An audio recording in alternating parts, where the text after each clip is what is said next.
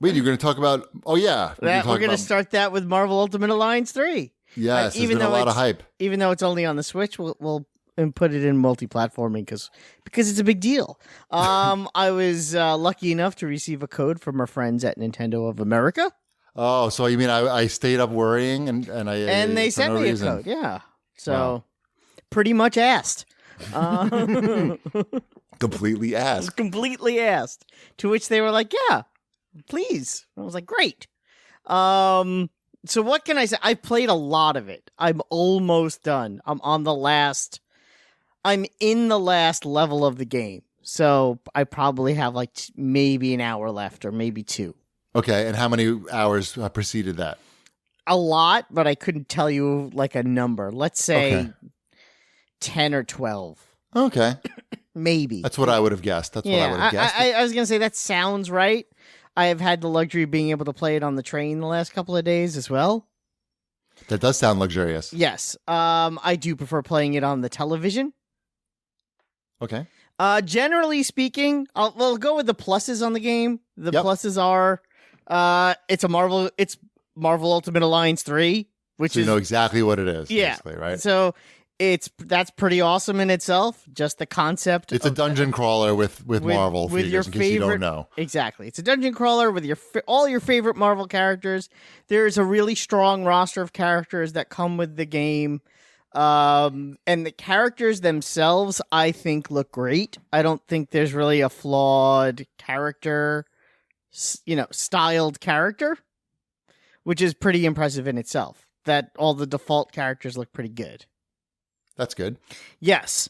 I will say the backgrounds are a little drab. Mm-hmm. So that, a little bit more variation in what's going on in the world behind you. What about the graphics in general and the performance in general? The performance is fine. The graphics are good. I think going with that cel-shaded look helps. Okay. Because it helps cover up things. Yeah. And it works in a game like that. So there's you can get away with it. Exactly. And like I said, the characters look great. So it makes up for a lot.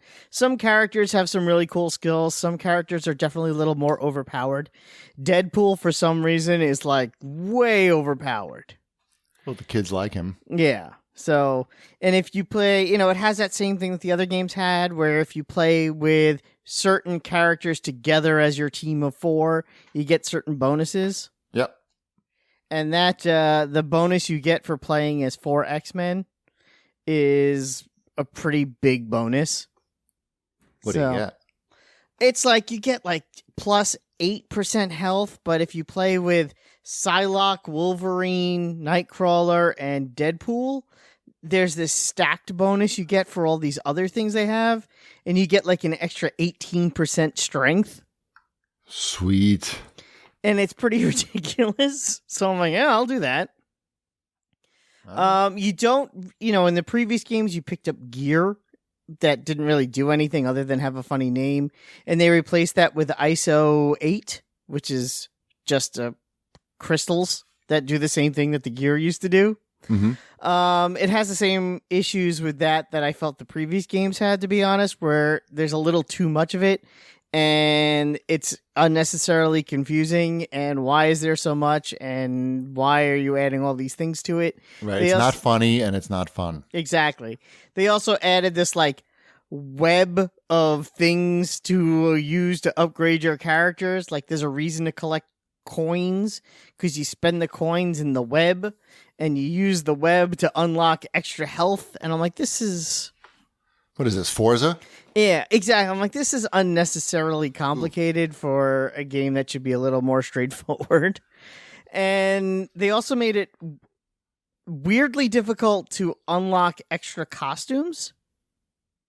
Most of the characters in the game, outside of 4, are unlocked by progressing through the story. There's 4 characters that can only be unlocked by doing the trials. The trials are also the only place where you can get the costumes.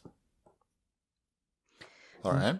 And the trials are just basically doing like a snippet of a level you've already done. Like, you fought the Kingpin before? Well, now fight the Kingpin again, and if you do it in under a minute, you'll get this thing.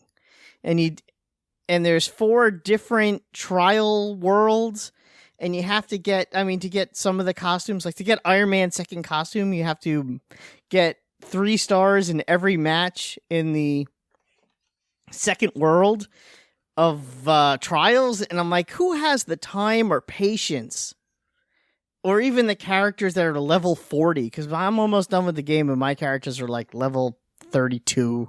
It's just, and that's only 4 of my characters, not all of my characters. It seems like a lot of unnecessary grinding and hurdles to try to get the second costume for Iron Man, that by the time you get it, you'll be like, but I don't ever want to play this game again. Right. How many hours am I supposed to sink into this thing? In replaying something over and over and over again. So it just seems unnecessary. And like I said, you have to do the trials to get 4 characters. And I got Elektra, which is one of them. And I'm really close to getting Magneto, which is the second one that you can get from that. But the other 2 characters, who are apparently spoilers, so I don't want to give it away. But the 4th one I really would like to have, but I don't know if I want to go through the trouble of trying to get. Right. All right. So it sounds like you like it. I do. I like it a lot. I know I just said all the negatives, but there's, like I said, the game itself, especially once you get in the groove of it, it's a lot of fun. They didn't fuck it up, I think is what you're saying. The combining of powers is really easy to do, even when you're playing alone. And it looks really cool, especially, like I said, when you get Deadpool and Psylocke standing next to each other and you hit that trigger and the B button and everything blows up, and it's like, that's cool. So... Nice. Yeah. Good. I'm glad it worked out. It worked out. It's very good. You can play it at home or on the go. I don't know if you're familiar with how the Switch works. And yeah. Check it out. Marvel Ultimate Alliance 3, the Ultimate Alliancing. Right. Mm-hmm. I don't think that's what it's called, but okay. Pretty sure it's called the Ultimate Alliancing. That's what it says in the box.